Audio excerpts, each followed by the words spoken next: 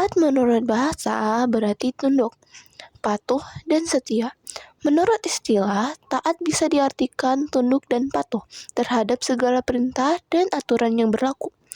Taat kepada Allah berarti patuh kepada perintah dan aturan-aturan yang dibuat oleh Allah dalam segala hal, baik itu aturan berhubung dengan ibadah kepadanya maupun aturan yang berhubung dengan berinteraksi dengan sesama manusia dan makhluk yang lainnya.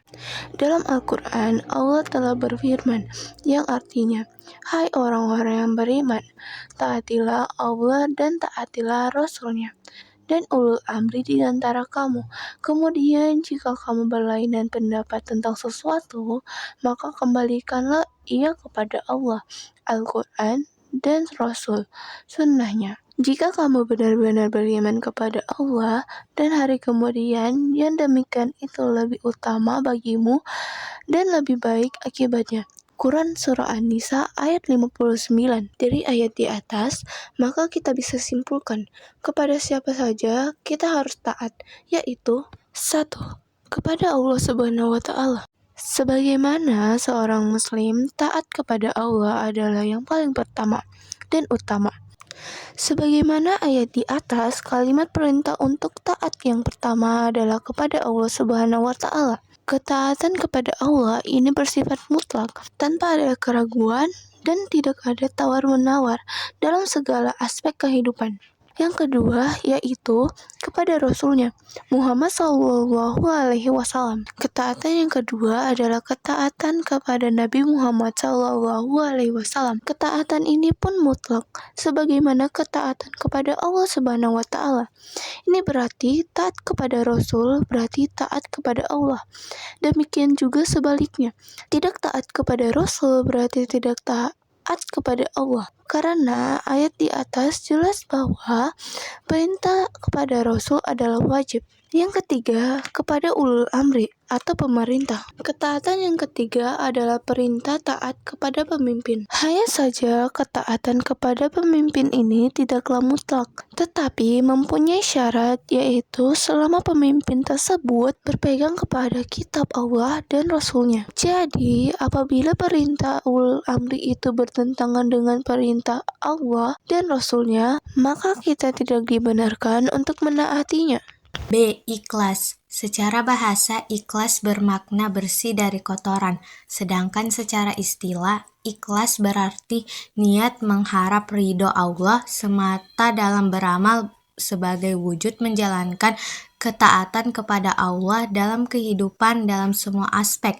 Ikhlas merupakan akhlak yang agung. Oleh karena itu, kita harus mendahului dengan niat yang ikhlas dalam menjalankan amalan sebagaimana perintahnya. Artinya, katakanlah sesungguhnya sholat, ibadah, hidup dan matiku hanyalah untuk Allah, Tuhan semesta alam. Quran Surah Al-An'am ayat 162.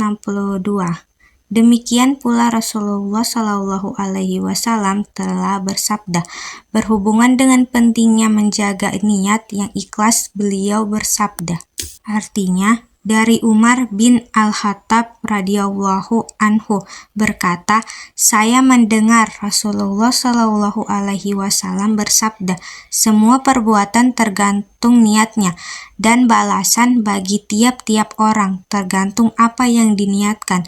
Barang siapa niat hijrahnya karena dunia yang ingin digapainya atau karena seorang perempuan yang ingin dinikahinya, maka hijrahnya adalah kepada apa dia niatkan. Hadis riwayat Bukhari. Istiqomah. Pengertian istiqomah secara bahasa, istiqomah artinya lurus, dan secara istilah adalah suatu perbuatan dan sifat yang senantiasa mengikuti jalan yang lurus, yakni jalan yang diridhoi oleh Allah Subhanahu wa Ta'ala. Istiqomah dalam beribadah dapat diartikan sebagai suatu sikap untuk senantiasa menjalankan apa yang diperintahkan oleh Allah Subhanahu wa Ta'ala sebagai suatu ibadah, sesuai dengan firman Allah Subhanahu wa Ta'ala dalam ayat berikut, yang artinya, maka tetaplah engkau Muhammad di jalan yang benar, sebagaimana telah diperintahkan kepadamu dan juga orang yang bertobat bersamamu, dan janganlah kamu melampaui batas, sungguh dia maha melihat apa yang kamu kerjakan. Quran Surat Hud ayat 112. D. cara membiasakan diri agar tetap istiqomah di jalan Allah. Senantiasa istiqomah dalam beribadah memang tidak semudah yang dibayangkan. Tetapi seorang muslim yang baik adalah mereka yang selalu berusaha untuk istiqomah dan berada dalam jalan yang benar. Meskipun dalam ibadahnya terkadang seorang muslim mengalami rasa malas atau gangguan lainnya, setidaknya ada beberapa cara yang bisa membantu seorang muslim untuk tetap istiqomah. 1. Meluruskan niat. Sebelum seseorang melaksanakan ibadah, ia tentunya harus berniat dalam hati dengan memiliki niat yang lurus dan hanya mengharapkan ridho Allah SWT. Maka seseorang akan lebih mudah menjalankan ibadahnya dan tidak mudah tergoda pada hal-hal yang bisa menghalangi atau membatalkan ibadahnya. Niat juga merupakan penentu suatu ibadah dan ia mendapatkan pahala atau ganjaran sesuai dengan niat ibadah dalam hatinya, sebagaimana disebutkan dalam hadis berikut. Yang artinya, sesungguhnya setiap amalan hanyalah tergantung dengan niat-niatnya, dan setiap orang hanya akan mendapatkan apa yang dia niatkan. Maka barang siapa yang hijrahnya kepada Allah dan Rasul-Nya, maka hijrahnya itu kepada Allah dan Rasul-Nya. Dan barang siapa yang hijrahnya karena dunia yang hendak dia raih, atau karena wanita yang hendak dia nikahi, maka hijrahnya kepada apa yang dia hijrah kepadanya. Hadis riwayat Bukhari Muslim dari Umar bin Khattab radhiyallahu anhu. 2. Memahami makna syahadat. Seorang muslim tentunya mengetahui dan mengenal dua kalimat syahadat. Tapi tidak semua orang mengetahui makna sebenarnya dari dua kalimat syahadat. Untuk bisa istiqomah dalam beribadah, maka seorang muslim harus bisa memaknai arti syahadat dan mengetahui bahwa dengan mengucapkan syahadat ia memiliki kewajiban sebagai seorang muslim termasuk dalam beribadah. 3. Memperbanyak bacaan Al-Quran. Membaca Al-Quran setiap hari secara rutin adalah salah satu cara untuk mendekatkan diri pada Allah SWT dan membantu seorang muslim untuk lebih istiqomah beribadah di jalan Allah SWT. Al-Quran sendiri adalah kitab suci umat Islam yang bisa meneguhkan hati seorang muslim sehingga ia tidak mudah tergoyahkan oleh hal-hal yang mampu merusak imannya, sebagaimana yang disebutkan dalam firman Allah SWT berikut ini, yang artinya, katakanlah Ruhul Kudus Jibril menurunkan Al-Quran itu dari Tuhanmu dengan benar untuk meneguhkan hati orang-orang yang telah beriman dan menjadi petunjuk serta kabar gembira bagi orang-orang yang berserah diri kepada Allah SWT. Quran Surat An-Nahl ayat 102. 4. Meningkatkan kualitas ibadah sedikit demi sedikit. Mungkin bagi seorang muslim beribadah terus-menerus sepanjang hari dan terus beribadah dengan kualitas yang lebih baik tidak begitu mudah. Akan tetapi, hal ini tetap dilakukan untuk menjaga istiqomah dalam beribadah. Agar senantiasa dapat beribadah secara istiqomah, maka hal tersebut dapat dilakukan dengan meningkatkan kualitas ibadah sedikit demi sedikit. Sebagai seorang muslim yang baik, tentunya kita akan senantiasa meluangkan waktu untuk meningkatkan kuantitas dan kualitas ibadah itu sendiri. 5. Bergaul dengan orang-orang soleh. Hubungan manusia tidak terlepas dengan manusia lainnya, dan perilaku seorang manusia juga biasanya dipengaruhi oleh orang-orang sekitarnya. Oleh sebab itu, jika ingin selalu istiqomah dan beribadah, maka banyaklah bergaul dengan orang-orang yang soleh karena mereka bisa menjadi kawan saat beribadah dan senantiasa menjagamu dalam kebaikan. Sebagaimana disebutkan dalam hadis berikut ini, seseorang yang duduk berteman dengan orang soleh dan orang yang jelek adalah bagaikan berteman dengan pemilik minyak mis dan pandai besi. Jika engkau tidak dihadiahkan minyak mis olehnya, engkau bisa membeli darinya atau minimal mendapatkan baunya. Adapun berteman dengan pandai besi, jika engkau tidak mendapatkan badan atau pakaianmu hangus terbakar, minimal engkau mendapatkan bau yang tidak enak. 6. Berdoa dan berzikir kepada Allah SWT. Allah adalah maha pembolak-balik hati seseorang, dan atas kuasanya lah Allah menetapkan apakah ia akan memberikan seseorang itu hidayah ataukah menutup hati seseorang. Oleh sebab itu, kita dianjurkan untuk senantiasa berzikir dan berdoa kepada Allah agar tetap istiqomah di jalan yang benar. Adapun doa yang bisa kita panjatkan agar diberikan kekuatan untuk tetap beristiqomah adalah sebagai berikut, yang artinya, wahai zat membolak-balikan hati, teguhkanlah hati kami di atas agamamu. Hadis riwayat Tirmizi 3522. Berbagai cara agar tetap istiqomah di jalan Allah tergantung pada kemauan dan niat masing-masing. Semoga kita senantiasa bisa menjadi muslim yang istiqomah dalam beribadah kepada Allah SWT. Pengertian taubat. Taubat secara bahasa berarti kembali. Secara istilah, taubat berarti kembali ke jalan yang benar dengan didasari keinginan yang kuat dalam hati untuk tidak kembali melakukan dosa-dosa yang pernah dilakukan sebelumnya. Sebagai manusia biasa, bukan malaikat ataupun nabi yang memiliki sifat maksum, artinya terjaga dari perbuatan dosa. Secara langsung atau tidak langsung, sengaja atau tidak disengaja, kerap kali akan bersinggungan dengan yang namanya kesalahan atau dosa. Baik kesalahannya sebagai makhluk individu yang berhubungan langsung dengan Allah maupun sebagai makhluk sosial yang berhubungan dengan anak Adam yang lain.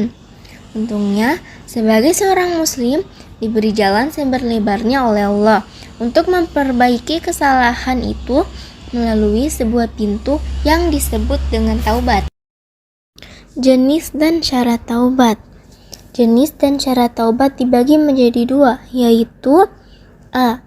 Taubat menyangkut dosa terhadap Allah. Imam Nawawi mengatakan bahwa ada 3 syarat dalam melaksanakan taubat yang wajib dilakukan oleh setiap muslim atas dosa yang dilakukan apabila maksiat itu di antara manusia dengan Allah dan tidak berhubungan dengan hak sesama manusia atau hakul adami. Maka ada 3 syarat. Pertama, meninggalkan perilaku dosa itu sendiri. Kedua, menyesali perbuatan maksiat yang telah dilakukan. Ketiga, berniat tidak melakukannya lagi selamanya. Apabila tidak terpenuhi ketiga syarat di atas, maka tidak sah taubatnya. B. Taubat menyangkut dosa terhadap sesama manusia. Sedangkan jika dosa itu berhubungan dengan hak anak Adam atau sesama manusia, maka lebih lanjut Imam Nawawi menyebutkan ada 4 syarat, yaitu pertama, meninggalkan perilaku dosa itu sendiri. Kedua, menyesali perbuatan maksiat yang telah dilakukan. Ketiga, berniat tidak melakukannya lagi selamanya. 4. Membebaskan diri dari hak manusia yang dizolimi dengan cara sebagai berikut. A. Apabila menyangkut harta dengan cara mengembalikan harta tersebut. B. Apabila menyangkut non-materi seperti pernah memfitnah, menggunjingnya, atau gibah, dan lain-lain, maka hendaknya meminta maaf kepada yang bersangkutan. Dampak positif perilaku bertobat. Dampak positif bertobat dirasakan oleh pelakunya sendiri dan orang lain. Adapun dampak positifnya antara lain sebagai berikut. A. Bagi pelakunya sendiri. 1. Memperoleh semangat dan gairah hidup baru karena Allah berkenan menerima tobatnya jika tobatnya dilakukan dengan sungguh-sungguh. 2. Dapat memperoleh kembali jalan yang benar setelah menempuh jalan yang sesat karena perbuatan dosanya. 3. Memperoleh simpati masyarakat lagi. B. Bagi orang lain, termasuk keluarga. 1. Lambat laun dapat mengembalikan nama baik keluarga seperti masa lalu. 2. Hilangnya kecemasan keluarga dan masyarakat. Tidak khawatir terjadi kejahatan yang ia lakukan seperti sebelum bertobat. Perilaku membiasakan diri bertobat. Perilaku membiasakan diri bertobat antara lain dengan sikap berikut ini. A. Tidak memandang remeh terhadap perbuatan dosa sekecil apapun. B. Berusaha menutup perbuatan dosanya dengan perbuatan baik sesuai kemampuan yang dimiliki. C. Merasa tidak senang apabila melihat orang lain berbuat dosa. D. Memperbanyak bergaul dengan orang-orang soleh. E. Bersikap hati-hati dalam bergaul.